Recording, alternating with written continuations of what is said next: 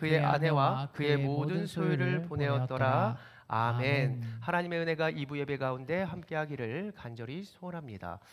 여러분 블랙홀을 들어보셨습니까? 블랙홀은 중력으로 붕괴된 그러한 천체를 말하는 것입니다. 그 중력으로 붕괴되는 천체, 별들이 수명을 다하면 폭발이 일어난다 그러는데 그것을 초신성이라고 합니다.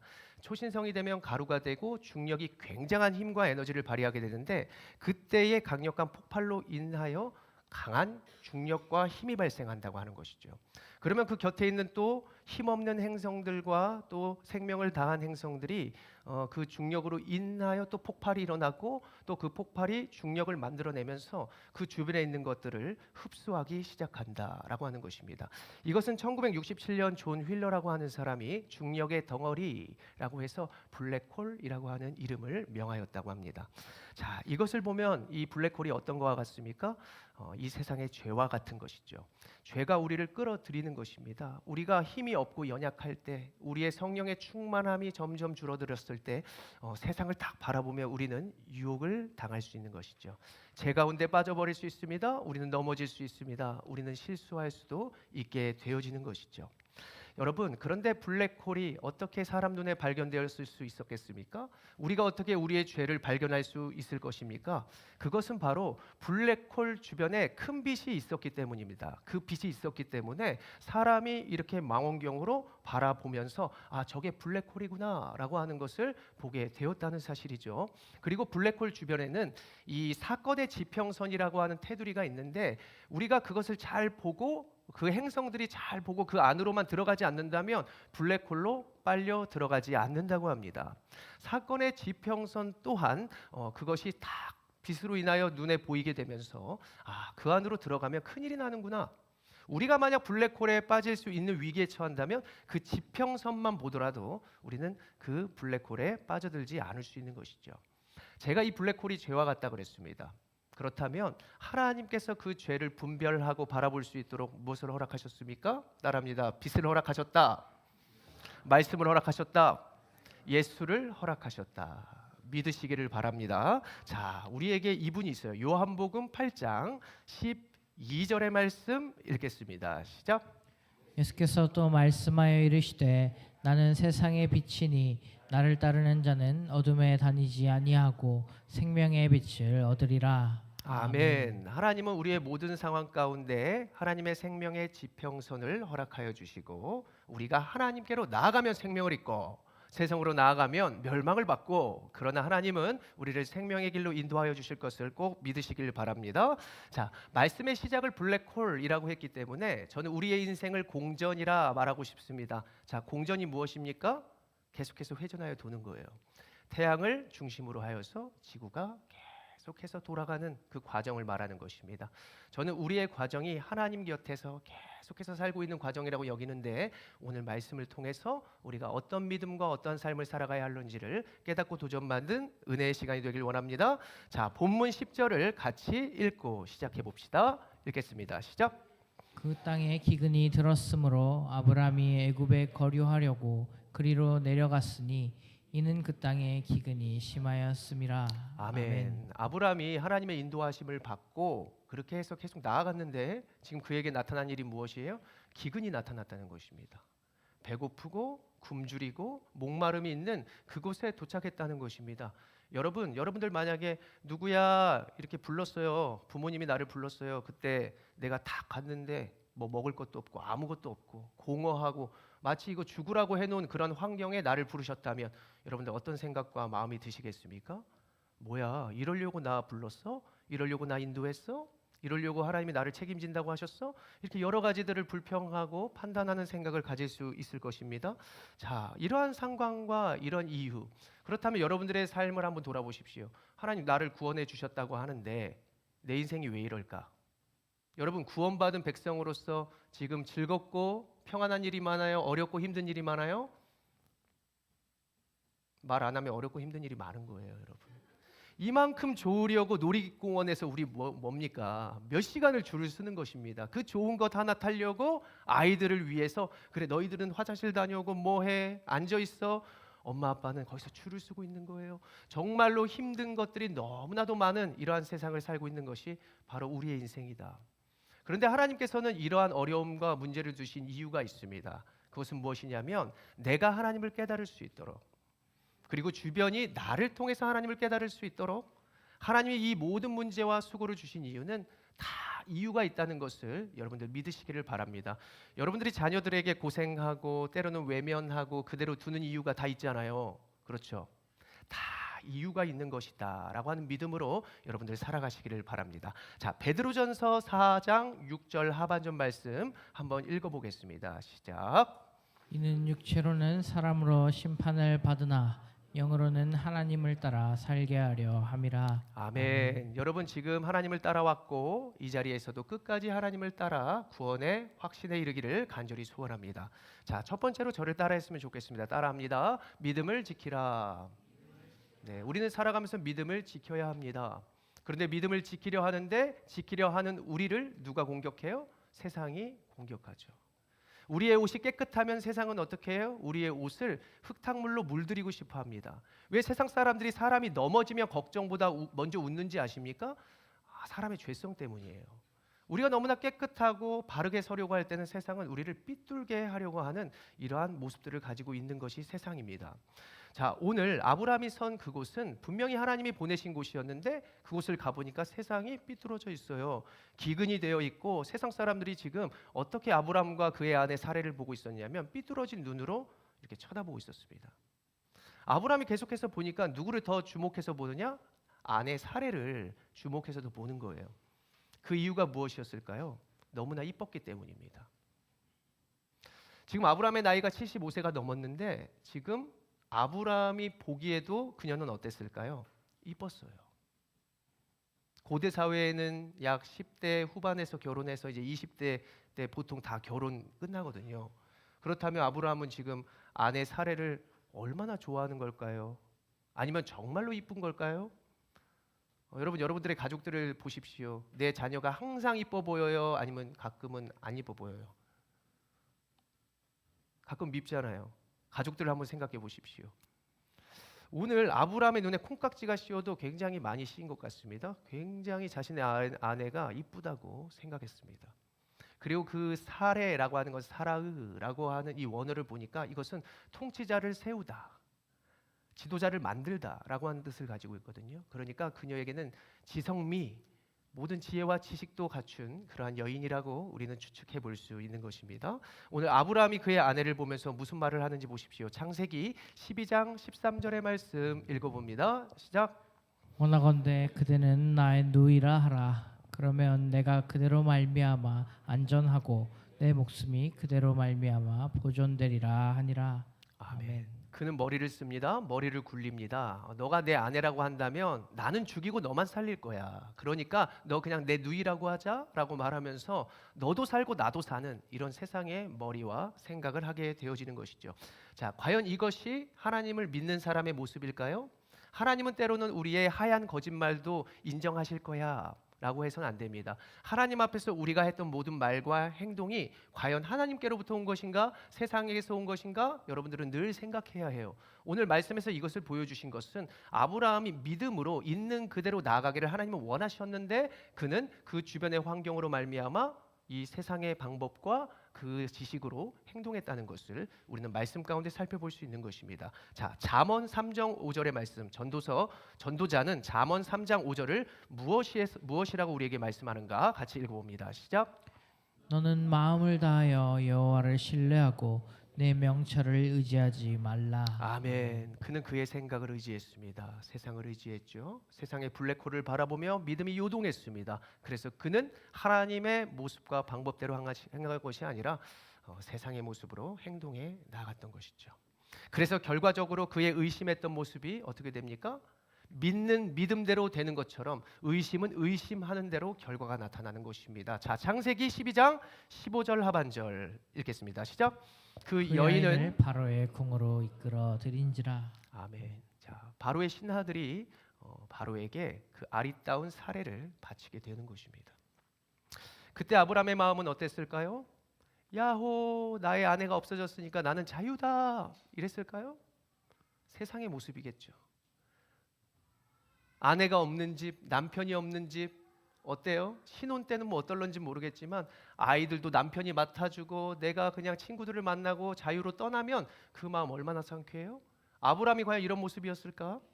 그런 모습이 아니었습니다.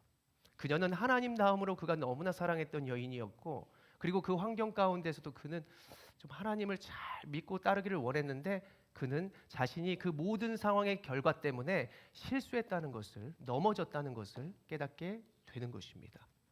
오늘 성경에 그의 마음과 심경이 담겨 있진 않았지만 여러분, 하나님의 약속이 결과적으로 이루어지는 것을 보게 되거든요. 자, 하나님의 약속은 결국 무엇이냐면, 따라합니다. 하나님의 약속은 결국 회복이다. 회복이다. 네, 하나님 약속해 주신 걸 보면요, 너 혼낼 거야, 너 큰일 날 거야가 아니라 불러주신 그 약속과 우리를 따르는 그 약속은 모든 것이 너 지금보다 나아질 거야 라고 하는 회복의 말씀이라는 사실을 여러분들 꼭 믿으시기를 바랍니다. 자, 그래서 아브라함의 모습을 보면서 하나님이 무엇을 하십니까? 창세기 12장 17절의 말씀 읽겠습니다. 시작. 여호와께서 아브라함의 아내 사레의 일로 바로와 그 집에 큰 재앙을 내리신지라. 아멘. 재앙은 히브리어로 나가라고 하는 말인데, 이것은 하나님께서 손 좀 봐주셨다라고 하는 것입니다. 아브라함 때문에 손 좀 봐주신 거예요. 지금 내가 손 좀 봐줄까? 좀. 하나님께서는 아브라함의 그 모습을 보시면서 그 블랙홀을 바라보며 요동하고 연약한 모습을 하나님이 안타까워하시면서 하나님께서 심판을 지금 하시는 것이죠. 이 심판 재앙이라고 하는 말이 그에게 질병을 주셨다. 이 질병은 지금 바로에게 임한 거죠. 그 질병이 무엇입니까? 곧 전염병이 됐어요. 그 바로의 모든 집안 사람들은 지금 전염병과 모든 문제로 지금 허덕이는 상황이 되어진 것입니다. 그 모습을 보면서 바로와 바로의 신하들은 무엇을 깨달았을까요? 와, 하나님이 이 하나님의 사람의 신음에 그냥 움직이시는 거구나. 자신들이 잘못했다라는 것, 자신들이 잘못된 도구라는 사실도 깨닫고, 아브라함도 하나님이 나를 가만히 두시는 게 아니구나. 분명히 불러주신 이유와 목적이 있구나. 나도 하나님을 더욱더 깨닫고 이 애굽도 하나님을 깨달을 수 있다는 이러한 모든 섭리를 아브라함이 깨닫게 되는 것입니다. 그래서 중요한 핵심은 무엇이냐면, 이 모든 심판이, 이 모든 회복이 무엇 때문이냐면, 저를 따라합니다. 아브라함의 아내 사레의 일로 말미암아. 아브라함이 잘나서 그런 게 아니에요. 사레의 일로 말미암아입니다. 이것은 곧 한마디로 은혜라고 할 수 있는데, 그래서 저를 한번 따라해 봅니다. 두 번째로 나누고 싶은 것은 은혜를 기대하라. 예, 은혜는 우리가 잘나서 얻어지는 게 아니에요. 우리가 부족해도 하나님께서 우리에게 입혀주시는 선물입니다. 그러니까 구원이라고 하는 것도 우리가 잘나서 무엇을 깨닫고 얻어지는 것이 아니라 하나님께서 은혜 주셔서 우리의 마음에 감동이 있고, 은혜 주셔서 내가 교회로 나오고, 은혜 주셔서 교회에 나오다 보니까 세상은 거짓이 많구나, 불신이 많구나. 지금 하나님은 보이지 않지만 왜 2000여 년 전부터 왜 많은 역사 가운데 왜 사람들이 교회를 다니지? 왜 하나님을 믿는 것이지? 점점 깨달아지는 거예요. 자, 하나님께서 은혜를 주시는데 이 은혜는 바로 아브라함이 잘나서 뭐가 대단해서 준 게 아니라는 것이죠. 아까 먼저 우리가 같이 함께 따라한 것처럼 사례의 일로 말미암아입니다. 자, 17절 한번 보실까요? 17절 다시 보겠습니다. 17절 읽겠습니다. 시작. 여호와께서 아브라함의 아내 사레의 일로 바로와 그 집에 큰 재앙을 내리신지라. 누구의 일로요? 아브라함 사레의 일로입니다. 자, 사라이 알 다바르, 다바르는 하나님 말씀이거든요. 사라이 알, 그러니까 사레가 말했다, 사레가 이랬다, 사레를 통하여 은혜가 주어진 것입니다. 여러분들은 무엇을 공급받기 위해서 무엇을 통하여야만 합니다. 우리가 죄를 씻음받기 위해서는 무언가를 통하여야 합니다. 여러분들 깨끗한 물을 마시고 싶다면 깨끗한 컵이 필요한 것처럼 우리의 모든 죄와 세상으로 얼룩진 것은 깨끗한 것을 통하여야 합니다. 아브라함이 잘나고 아브라함이 깨끗이 씻으려고 해도 그 모든 것은 깨끗할 수가 없습니다. 현미경으로 자세히 보고 밝은 빛으로 봐야만 그것이 정말로 참인지 깨끗한 것인지를 분별할 수 있는 것이죠. 오늘 아브라함이 잘나서가 아니라 사례의 일로 말미암아는 사례의 어떠한 언행과 어떠한 행위 때문에 지금 그러한 은혜가 주어졌다는 거예요. 하나님이 왜 오늘 사례의 일로 말미암아라고 하는 것을 우리에게 보게 하실까? 저를 따라합니다. 사례의 일은 예수님의 일이다. 그 일이 복음이에요. 예수님의 액션, 예수님의 표정, 예수님의 호흡, 예수님의 마음이 다 복음입니다. 사람들이 복음이 무엇입니까? 예수님의 마음입니다. 복음이 무엇입니까? 예수님의 행동입니다. 예수님의 표정이고 예수님의 손가락이고 그 모든 복음을 사례를 통하여 지금 하나님이 나타내 보여주신 것입니다. 자, 에베소서 1장 7절의 말씀 같이 읽어봅시다. 시작. 우리는 그리스도 안에서 그의 은혜의 풍성함을 따라 그의 피로 말미암아 속량 곧 죄 사함을 받았느니라. 아멘. 아멘. 우리는 은혜로 말미암아 예수로 말미암아 구원받은 신 줄로 믿으시길 바랍니다. 여러분 요동하는 것 때문에 구원이 사라지는 것이 아니에요. 여러분들의 눈이 흐려진다고 해서 주님이 보이시지 않는 것이 아니에요. 세상은 우리로 말미암아 나아가는 것이 아니라 예수로 말미암아야만 우리가 살아갈 수 있다는 사실을 믿으시기를 바랍니다. 그래서 실패를 여러분들이 하였다 하여도 낙심하지 마시고 그건 여러분들의 죄가 실패한 것입니다. 여러분들의 안에 있는 영생은 실패한 것이 아니고 하나님은 그것을 은혜로 말미암아 예수로 말미암아 끌고 가는 줄로 믿으시기 바랍니다. 자, 이제 그랬다면 우리의 인생이 어떻게 해야 합니까? 따라합니다. 구원을 확신하라. 네, 살면서 우리에게는 실수가 떠나지 않습니다. 환경에서 우리에게 블랙홀은 항상 곁에 있는 거예요. 왜요? 앞서 말했던 것처럼 우리가 점점 확신하고 연단되기 위해서 또 주변이 확실하게 하나님을 알게 하기 위해서 하나님은 항상 곁에 우리에게 문제와 실수를 주신다는 사실을 기억해야 합니다. 물론 우리가 그것을 보면서 믿음에 요동할 수 있습니다. 흔들릴 수 있습니다. 흔들리는 모습을 보고 우리는 깨닫는 거죠. 그래, 주여, 내가 연약합니다. 내가 주님이 필요합니다. 우리가 그러한 것이 없으면 교만이에요. 교만할 때 하나님은 더 큰 블랙홀을 우리에게 주실 것입니다. 더 큰 중력을 허락해서 우리를 빨아들이려고 할 것입니다. 우리는 버티는 힘을 길러야 하고 여러분들 오늘 나오신 그 모습이 지금 하나님께서 그 중력을 버틸 수 있는 힘을 주시는 시간인 걸로 믿으시길 바랍니다. 여러분들 지난 날을 돌아보십시오. 여러분들의 순수했던 모습을 기억해 보십시오. 여러분들이 어린아이가 돼서 아장아장 길을 걷습니다. 그 길을 걸을 때 여러분들이 넘어집니다. 여러분들의 아버지와 부모님이, 어머니가 쓰러졌다고 뭐라 해요, 안 해요? 안 해요. 때로는 손잡아 일으켜주시고 때로는 그냥 네 스스로 일어나라 라고 하면서 계속해서 지켜보시는 것입니다. 자녀가 슬피 웁니다. 자녀가 낭망합니다. 자녀가 내가 뛰다가 넘어졌다고 너무나 아파 울고 있어요. 근데 그가 블랙홀을 바라보고 낭망하는 그 낭떠러지를 바라보고 있어요? 아니면 어머니를 바라보면서 손을 잡아달라고 매달려요? 잡아달라 하잖아요. 그런데 우리는 실수와 어려움의 자리에서 지금 무엇을 하는가 생각해 보시기 바랍니다. 아니면 때로는 주님 나 혼자 할 수 있어요? 이 정도쯤이에요? 그렇게 바둥바둥거리고 버팅기고 하는 모습이 또 나의 모습은 아닐까? 주님이 손 내미실 때 붙잡으시기 바랍니다. 계속해서 주님에게서 멀어지면요, 우리는 우리의 모든 힘이 딸려 그 중력이 우리보다 더 큰 중력으로 흡수되어 우리는 어둠의 모든 모습 가운데 실패자가 되어질 수 있습니다. 하나님께서는 여러분들을 늘 바라보시고 붙잡아 주시고 안아주고 싶으신 하나님이십니다. 저는 여러분들이 하나님의 이 마음을 깨닫기를 소원하면서 이 말씀과 또 여러분들의 마음이 확신이 있기를 원합니다. 이사야서 46장 4절의 말씀 믿음으로 읽어봅니다. 시작. 너희가 노년에 이르기까지 내가 그리하겠고 백발이 되기까지 내가 너희를 품을 것이라. 내가 지었은즉 내가 업을 것이요 내가 품고 구하여 내리라. 아멘. 여러분, 하나님 여러분들에게 뭐 하고 싶어 하시냐면 어부바. 제가 여러분들에게 어부바 하면은 여러분들 저에게 업히는 사람 얼마나 될까요? 저는 믿음으로 업히시기 바랍니다. 100kg 안 넘으신 분만. 좀 의지할 줄 알아야죠. 세상의 물질과 세상의 뭐 화려한 것들은 우리가 많이 의지해요, 많이 예배해요, 많이 엎드려요. 그런데 하나님께는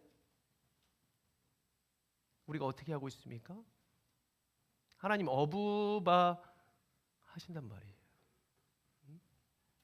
어디에나 하나님께서 품에 끌어안고 항상 하나님께서 좋은 모든 것들을 바라보게 하시고 이기게 하시려고 하는 하나님이신데, 우리는 날마다 너무 블랙홀을 바라보면서 와, 저거 멋있다, 저 지평선을 한번 넘어가 볼까, 이 여러 가지의 마음과 또 우리의 모습들은 결국 부모의 손을 붙잡지 않는 그 요동함과 불신으로 자리 잡게 될 수도 있다는 것을 기억해야 합니다.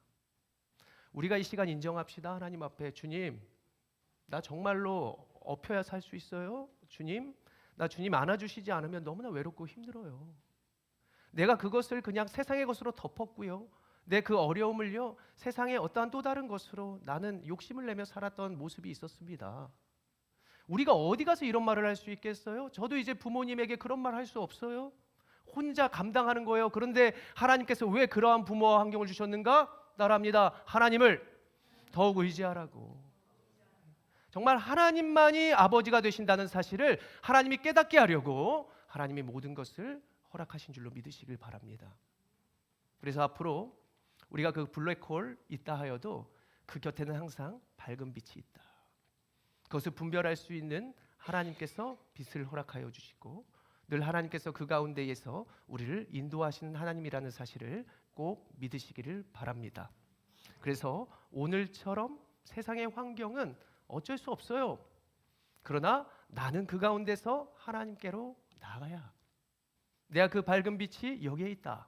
우리의 가정의 자녀들에게도 내가 언제나 너와 함께한다, 나의 믿는 하나님이 너와 함께할 것이다 라고 하는 것을 여러분들이 몸소 보여주시는 것으로 말미암아 주변이 하나님을 깨닫게 되고 주변이 블랙홀이 아니라 정말 인생의 끝이 영원한 천국이 있다는 사실을 저와 여러분들의 가정을 통하여 이 주변이 깨닫게 되기를 간절히 축원합니다. 기도하겠습니다. 거룩하신 하나님, 우리의 인생 끝까지 하나님이 우리를 품어주실 것이고 하나님께서 우리를 창조하셨기에 우리를 업고 끝까지 그 품 안에서 승리하게 하실 것을 믿습니다. 하나님, 우리의 연약함을 주께 고백하오니 우리를 끝까지 붙들어 주시고 아버지 하나님 믿음의 확신 가운데 승리할 수 있도록 능력과 은혜를 끝까지 허락하여 주시옵소서. 우리가 찬양하고 기도할 때 우리를 채워 주실 것을 믿사오며 예수님의 이름으로 기도합니다. 아멘. 다 함께